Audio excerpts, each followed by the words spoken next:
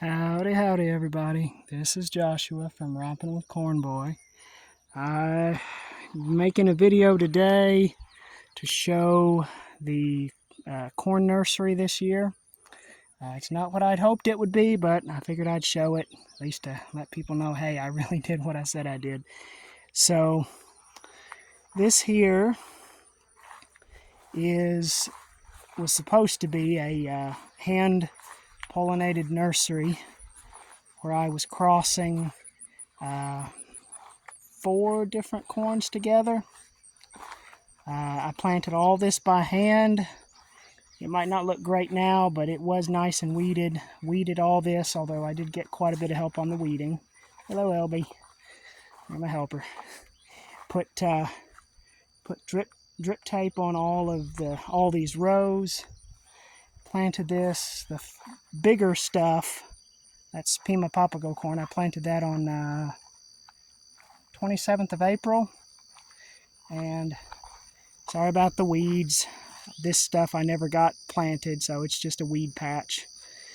I've actually mowed that and tilled it, I think, twice. But anyways, so the goal was to make Pima Papago from the southwest Arizona low elevation, make that as a female with pollen from a northern Flint flower mixture that I put together years ago, one of my little creations, and then put the Pima Papago pollen onto this corn here as a female. So the Pima Papago would get used 50%, and it would get used both ways, as a male and as a female. The goal was to have a half northern Flint flower and a half Pima Papago breeding pool. Because Pima Papago, I think I showed this in a previous video, it has amazing roots, especially for the maturity and size of this corn. I mean, this is not a huge corn plant. I don't know if I want to show myself. I look horrible right now. This is not a huge corn plant. And even some that are smaller still have great roots. That's one of the main reasons. But also, let's see, does this one? Yep, here too. Great bracer root development. 2 rings, because there's another one down there. And again, not big corn, but this is a cross of an early land race of this breed and a late one. I tried all 6 that were in the USDA seed bank, and I found the 2 that I liked the best. I love this cross because I've grown it in hot, wet years, hot, dry years. Haven't had a cold, wet one yet, but had a cold, dry one this year. And it's surprisingly cold tolerant in addition to the heat tolerance. And it's almost extinct as a breed. And so I really, really want to get it out there for preservation purposes. It tends to be bushy, but this year moisture was so lacking at the start of the season that I didn't get the corn bush that I usually do. But anyways, and then northern Flint flower. Oh, here's your corn, Dave. Your special corn. So this corn has real pretty red ears. I don't know how well it'll show up. Beautiful, beautiful tassels. Beautiful anthers. But so anyways, yeah, I was going to mate this together, but when we got that rain train, as I call it, it basically threw a wrench into everything, because this soil is still too soaking wet for me to walk on.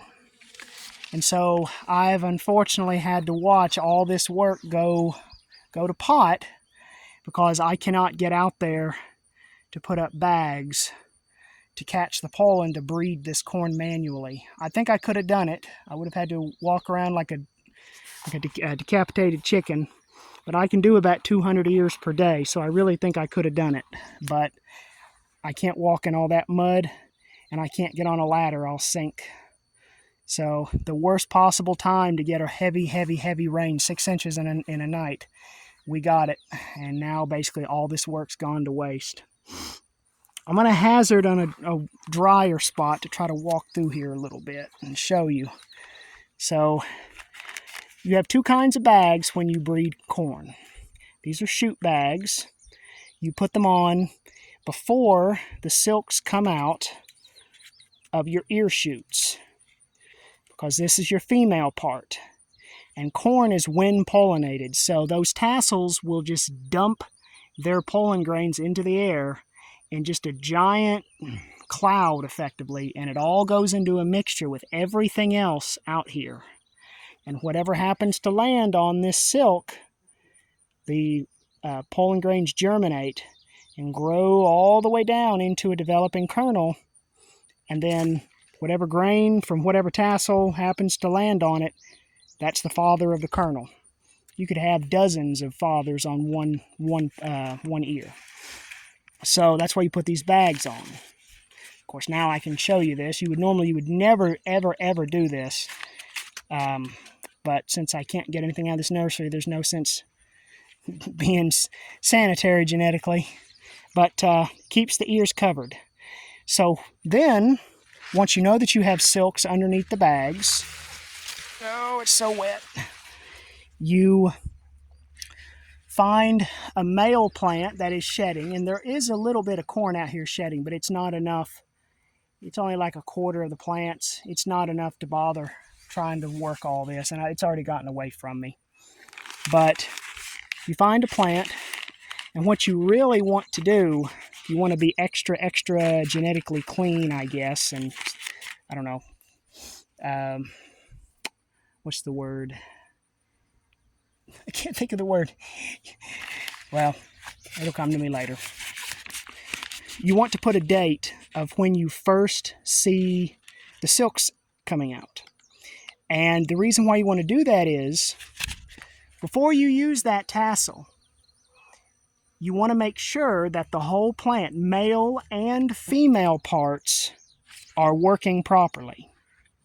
So when you have verified that you have silks on this plant, that means that its female part works as well as its male part.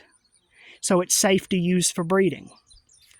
And the reason why you put the dates on here is because you typically have about, it depends on your weather conditions, you typically have about 6 days to use your silks before they expire. And what happens is silks are hollow in order for the pollen grains to grow down into them, and they will collapse after a certain amount of time, and the pollen grain makes a thread and it cannot go down into the silk. So by putting a date, not only have you verified, hey, I have silks, but you also know how much of a timer you have. And that's one reason why I say that I'm pretty sure these plants are not usable. So for example, if you look on this tassel, the anthers that actually release the pollen, they're all out. All the branches, everything. So this tassel is used up. So I can't use this one anymore. And on this ear here, it would be about 6 days tomorrow. And it would pretty well be expired. And you can see how long the silks are. And once they start to feel like cooked spaghetti, they're no longer receptive. They're basically too old at that point. So you can see different dates. And I did manage to get just a few of these pollinated. The date tells you when you applied the pollen for the manual breeding.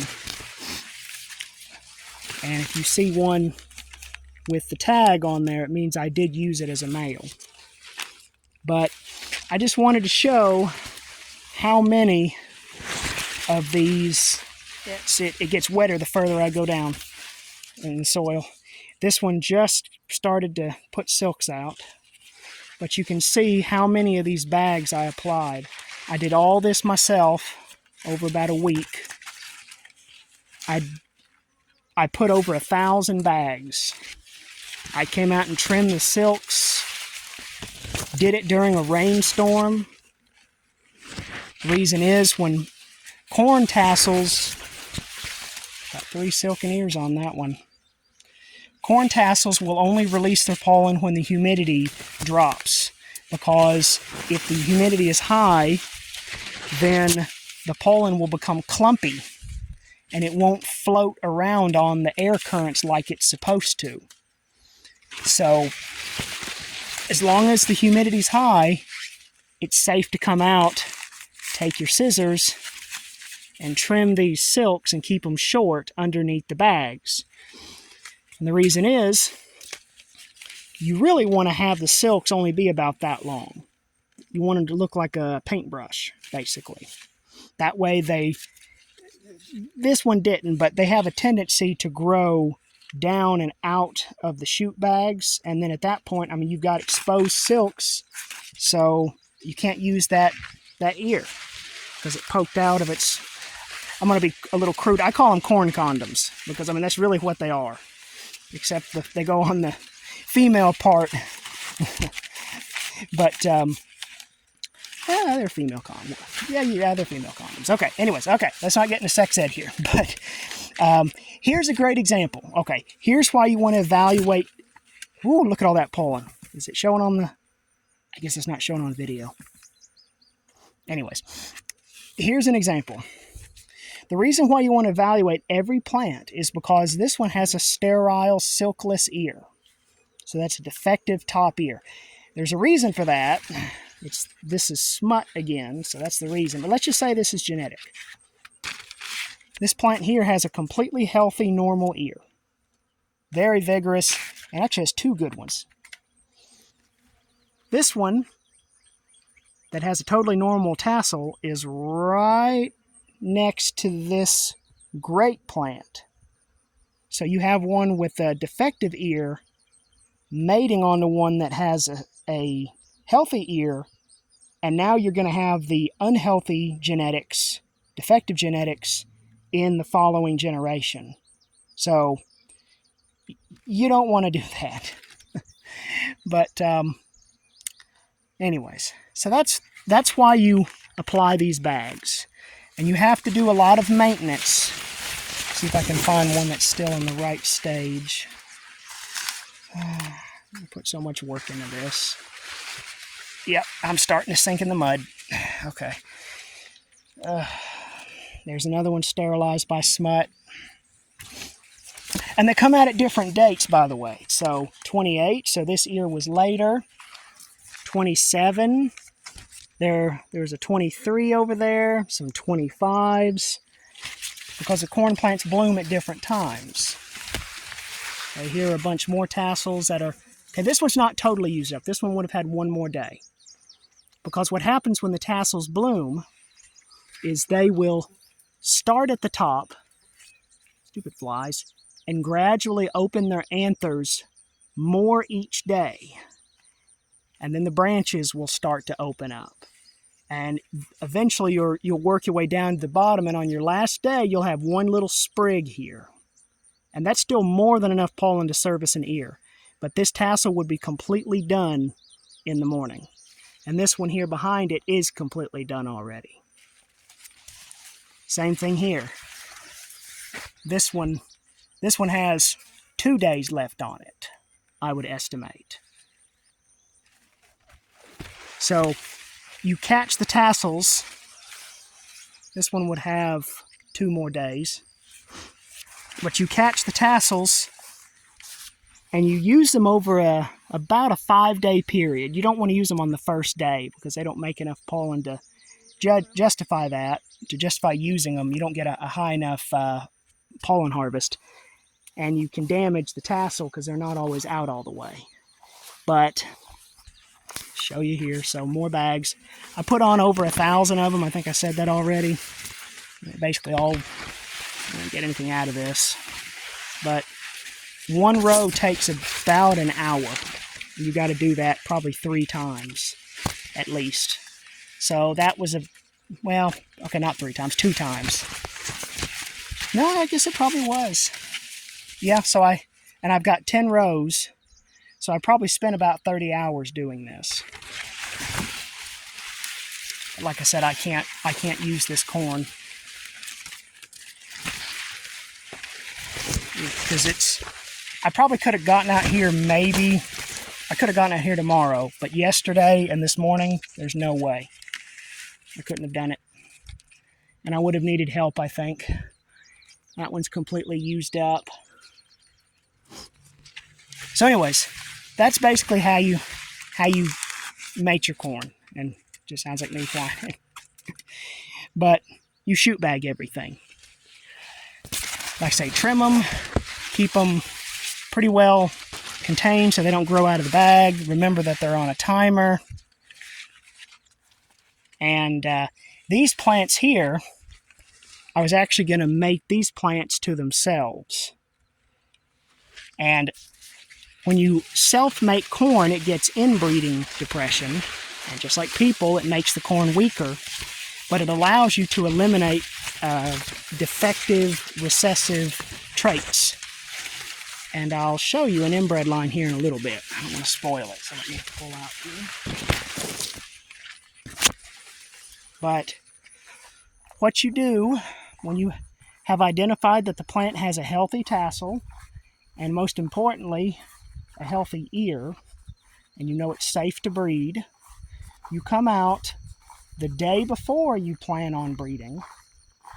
Because corn sheds for sure during the morning hours, but some corns like you're seeing here, they will shed, I guess you can hear the bees. They will shed in the evening too. But not every breed of corn is a vigorous evening shedder. And they'll stop when it's really hot during midday. But you come out after you've checked everything. You come out again the night or evening before, usually about 5 o'clock. See my big old footprint there in the mud? And you put up pollination bags. And you write the next day's date so that when you dump these on an ear, you know what date you mated that ear, and depending on the breed, anywhere from 40 to 60 days, it's ready to harvest.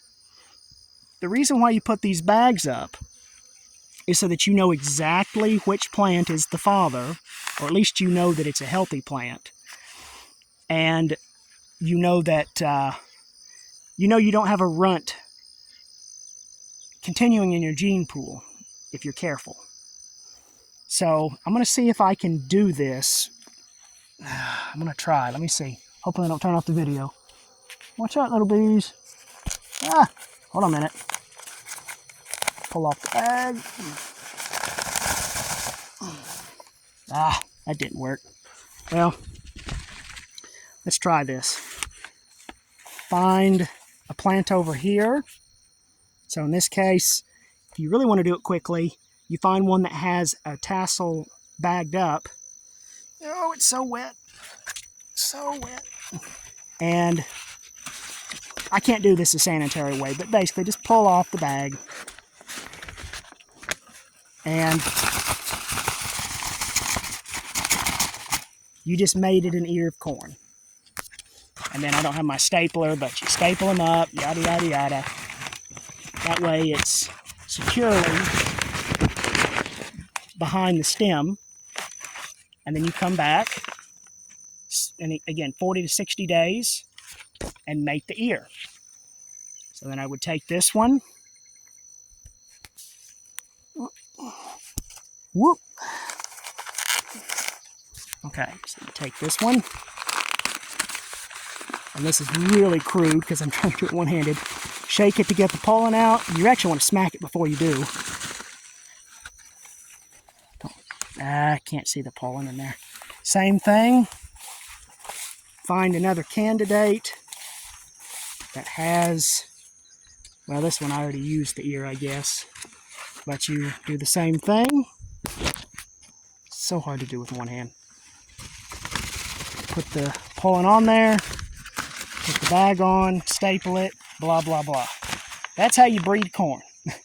And again, it's just a controlled way to know that, again, the plant has a healthy tassel and a healthy ear. And that might not seem like much, but I've had gene pools where up to 40% of the plants have had sterile top ears.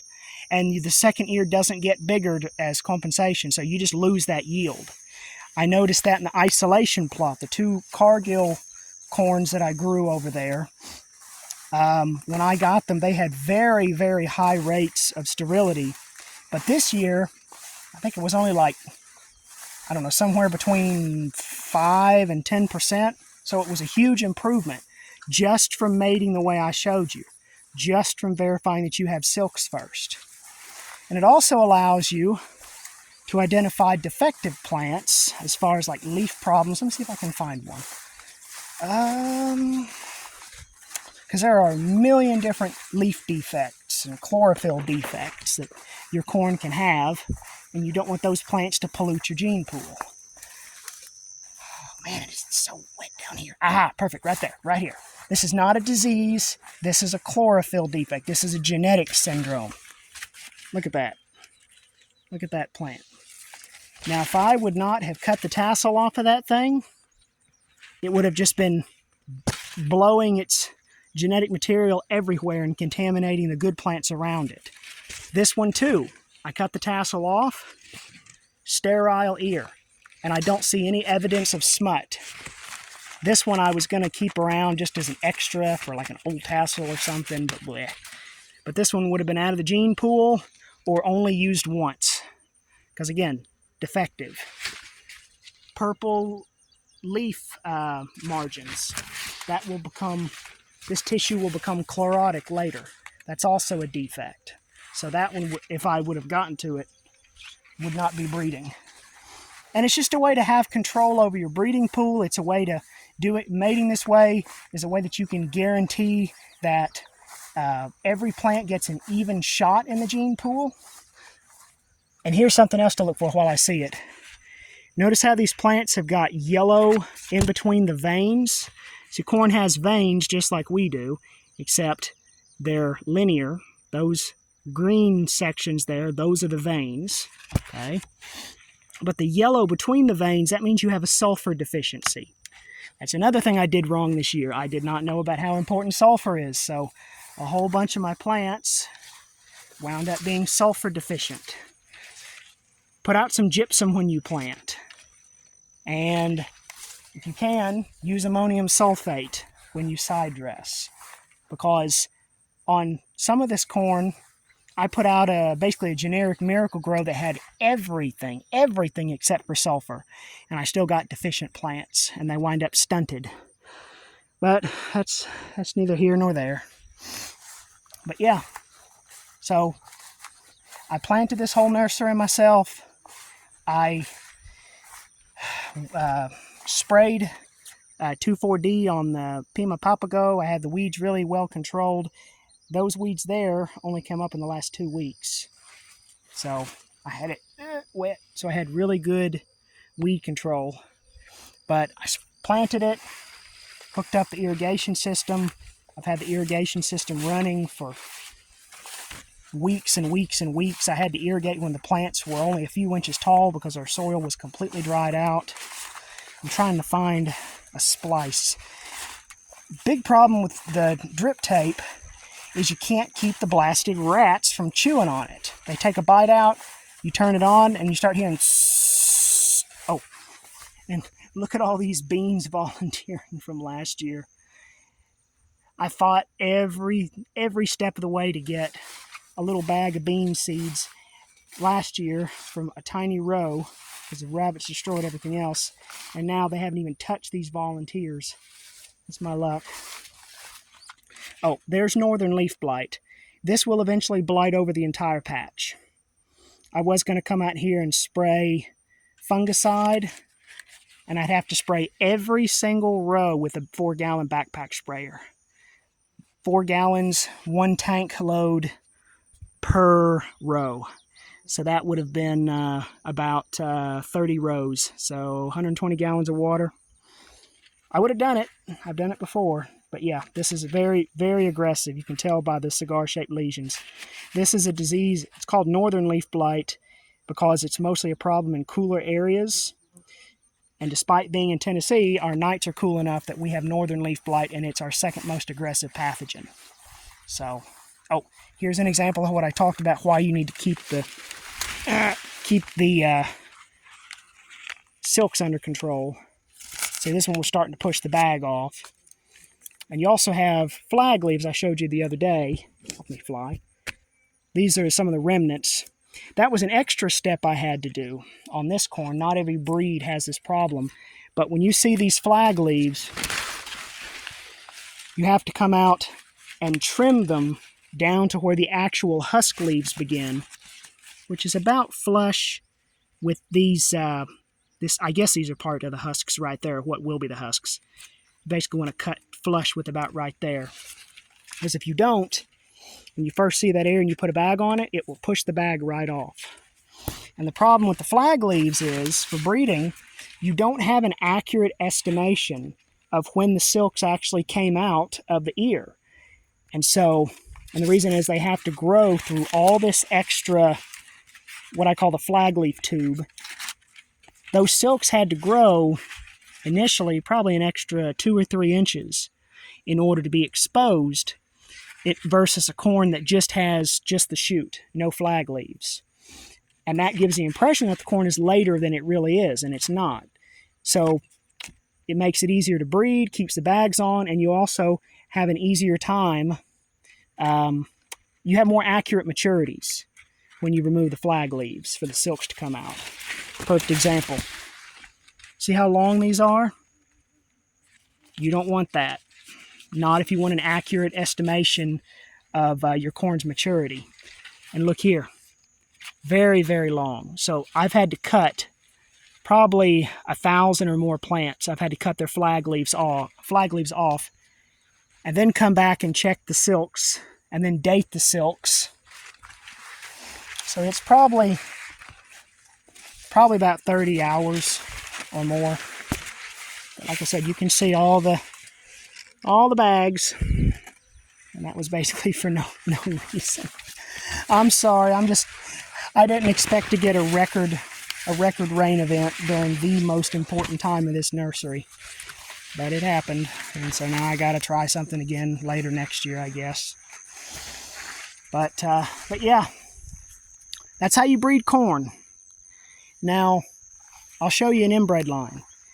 The reason why you want to inbreed corn is to find hidden recessives that you would not normally see, like albino seeds, chlorophyll problems, ear defect problems. There are so many harmful recessives, and you wouldn't see them or know which plants carry them originally.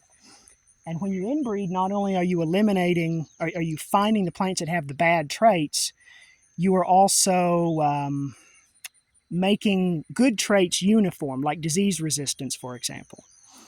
And as you inbreed, you're eliminating genetic diversity. By definition, you're eliminating it. And eventually you'll get a line that is what they call an inbred line, and every plant is basically identical. And I'll show you one here now.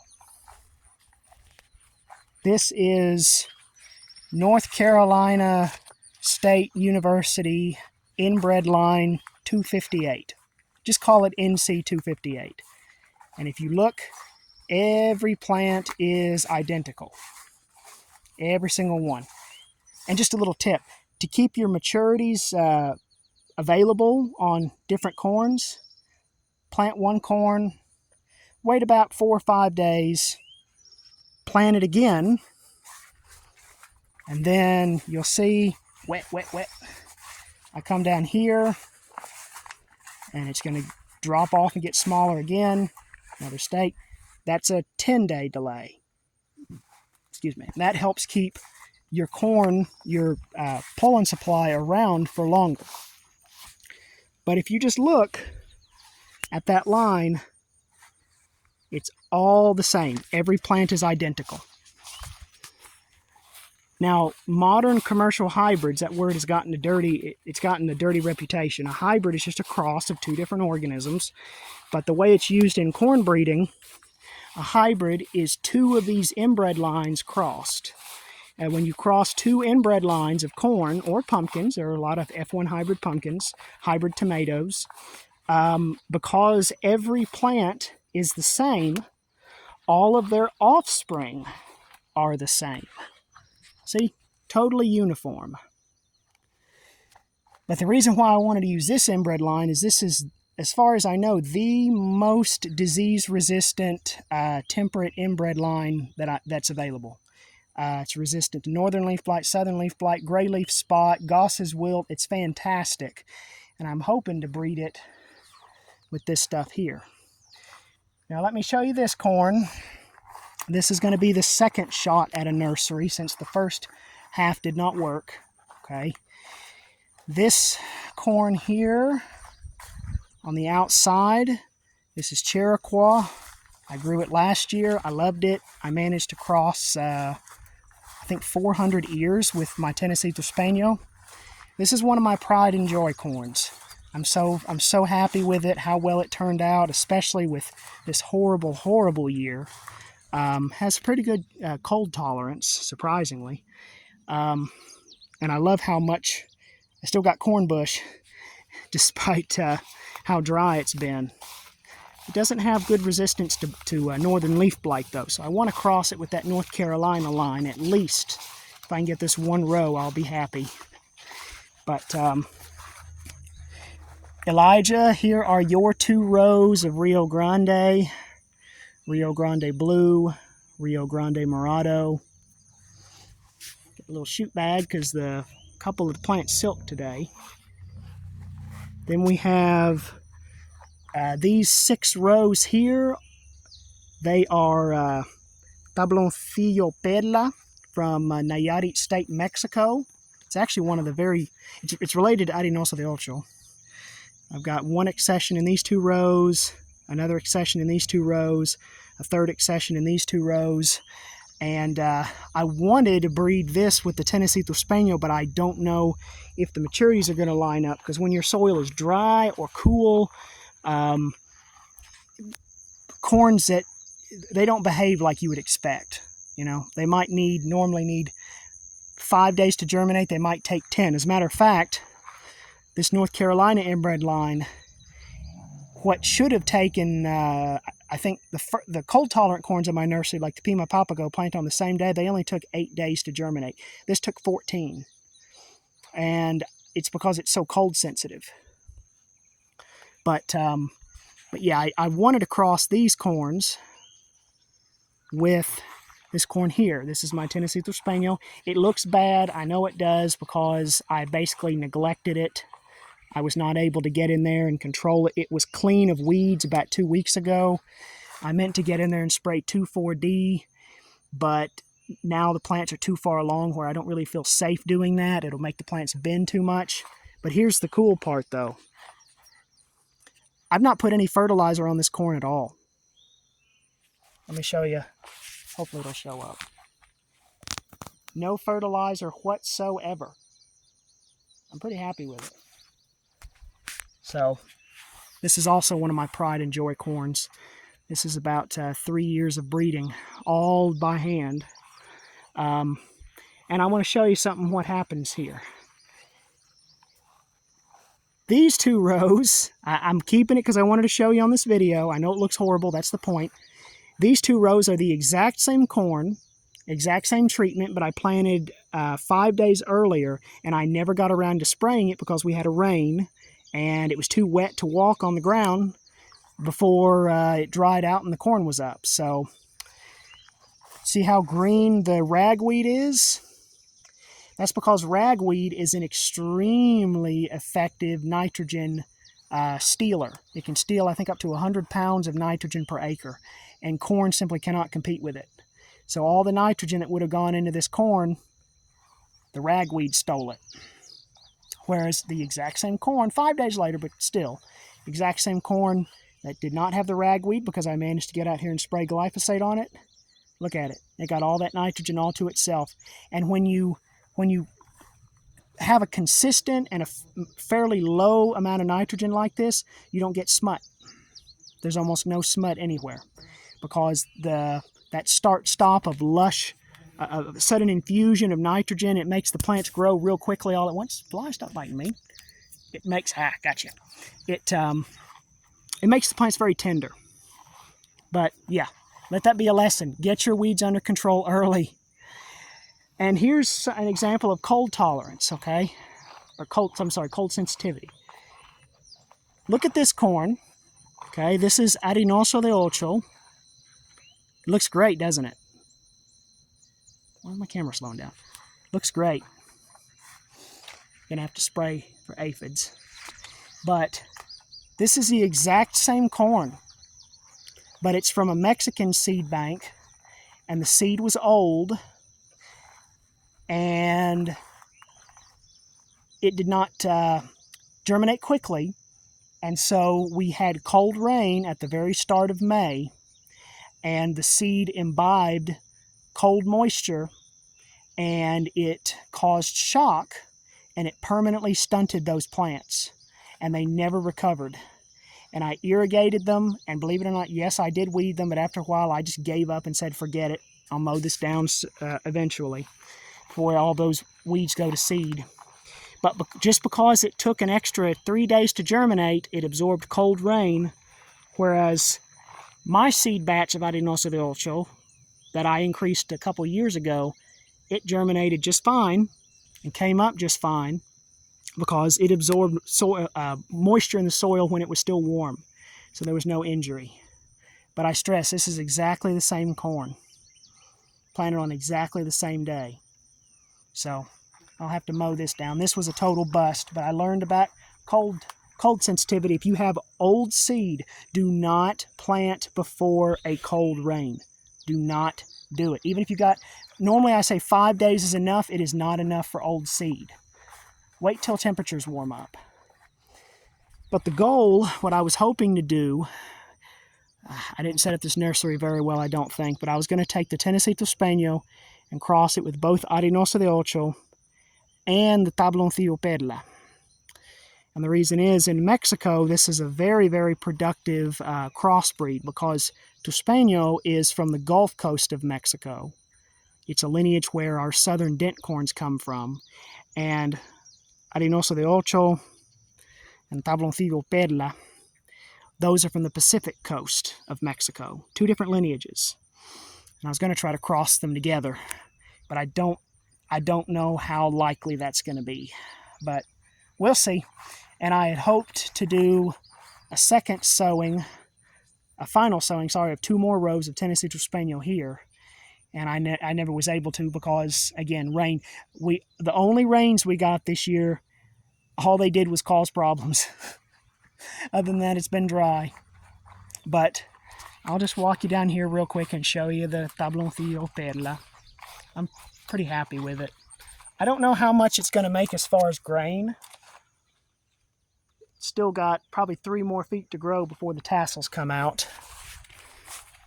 But I grew this in 2022, and it's about the most vigorous growing corn I've ever seen. But that was a different year, so I don't know.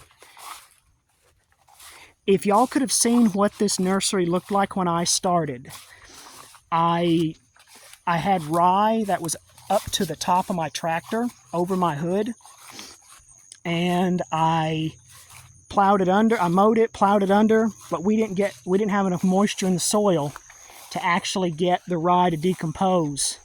And the soil was so dry, comparatively, that basically I planted into mounds of straw and dust. And this corn looked so bad when I started. I had to irrigate it when, like I said, it was a couple inches tall. But it has managed to recover. And I'm so pleased with how much I was able to get it up and going. And mainly because I irrigated it constantly, like every 3 days, just to get that rye to break down. But overall, it came out of the horrible start. It was partly my fault, and it looks like it might actually make something. So, when you see corn, when the top leaves are sticking straight up like this and they're wrinkled, I can actually feel it in there. It means there's a tassel down there. It'll probably be out in about 10 days. 10 hot days. And so yeah, this was going to be my nursery, my late part of the nursery. The Pima Papago was going to be the early part. Unless we get more freakish weather, I should be able to get in here and breed this section. The problem is that unlike the Pima Papago, where you can use a little short step ladder, this stuff, you're going to have to get up there and do it all on a full-size ladder, because in good soil conditions, you can see how big this corn is. So that's one reason why I wanted to cross it with the Tennessee Spaniel, to make it shorter and earlier, because this corn, it's from a subtropical environment, so it's used to shorter days, and the longer days make the corn grow extra huge, and that extra growth does not increase your yield. But I really want to try and cross those. Last year, when I crossed the Cherokee by the Tennessee Spaniel, I did have good success, but I had to cross 400 ears, and I had to do every bit of it on a ladder. Every bit of it. And I think I had to yank out probably about 1,000 tassels out of that one too, because of the corn bush. Every one of them makes a tassel. But anyways, so I don't want to show you my cushaw patch because it looks horrible and I'm trying to save it. I think I'm going to have to abandon it. It's not looking good. I should have put out wheat, but if I would have done that, we would have had horrible erosion. So again, I don't know. But I just wanted to show this, and I wish it looked better, but I've done almost, like I said, almost all this by myself while trying to work a store job with the corn isolation plot that I showed you in the previous video, and a small pumpkin patch and the cushaw patch, and I can't take care of it all. It's too much. I don't have help. I thought I was going to get help this year. I didn't. And truth is, if I don't get help in the future, or if maybe an organization won't hire me where I can, have a crew, I'm not going to do a big nursery like this again. I can't. I can't keep doing this to myself. I'm killing myself. And it's just, and when you see all this hard work that goes to waste, and you can't do anything with it, you just don't want to keep going. I'm not going to say I'm a professional, but I mean, I know how to do a corn nursery. I'm not physically capable, I guess. Just because one little thing goes wrong and it throws a wrench in everything. And the hardest part, honestly, is keeping your weeds in check, because this small corn, it's easy to breed, but it lets in so much light. And I really don't like I don't want to use chemicals like atrazine, germination inhibitors, unless I absolutely have no choice. But between running the drip tape constantly, I can't just turn it on and leave it. I always have to check the lines. Coming out here and doing that, and having to fertilize, side dress by hand, and do all this prep work, and not being able to just have a day off where I can just rely on someone else, to come out and do it. Just a day a week or something. It's burning me out, and so I don't know if I want. I don't want to do this anymore, honestly. So I'm going to try to see what I can accomplish with this section here. I have to get something out of this seed because I can't get any more from Simit in Mexico. The Arenoso, if I get something out of that, great. But I've got 2 huge bags of seed. I have enough to replant that amount there 20 times again, so I'm not worried about it. But I can't keep doing this. And like I said, I gotta spray every row you see here. And these giant rows, this giant corn, spraying that with a backpack sprayer is a nightmare, because you have to spray that entire plant. Sometimes you're looking at 12 feet with fungicide just to keep it alive from rust and leaf blight and leaf spot and anthracnose. because it's very rare that we have a corn here that you don't have to spray fungicide on. And even if you do, Sue on one, that's an example. Even if you do, it doesn't tolerate the cold, so it's still not perfect. But I just wanted to show this and let you see the nursery. It didn't go the way I hoped this year, and like I say, I'm probably this all here has been a waste. So that's about, in total, probably 60, 70 hours of work that I won't get anything worth keeping out of. But that's farming. You know, I did it to myself. And as long as the isolation goes well, then I'll do some of that next year. And try the pumpkins with wheat in them too. But I found my limit this year. I hit a wall. And like I say, if I don't get help, I'm not going to do this much again in the future. But yeah, I wanted to show this to y'all, and hope you have a good evening, good day, whenever you're watching this. And maybe in a month or two, I'll have some happy news to share with you. So, bye-bye.